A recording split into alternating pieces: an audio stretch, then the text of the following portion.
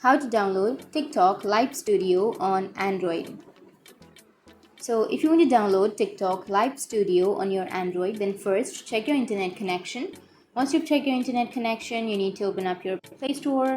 Once you've opened, go for the search, which is on the upper side, and under your search, you need to search for TikTok. Once you've searched for TikTok, now you need to tap and hold on to that application, and here you will have an install button, right? So if you want to download the TikTok Live Studio, then you just need to tap on install.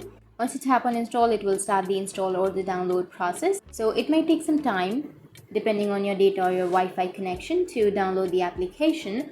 And once it's downloaded, you need to tap on open, which is on the right side. And if you don't have an account, sign up to your account or create your account. Or if you already have an account, then log into your account. So that's it. That's how you can download and install the TikTok Live Studio on Android. And if you have any questions, feel free to comment below. Thanks for watching.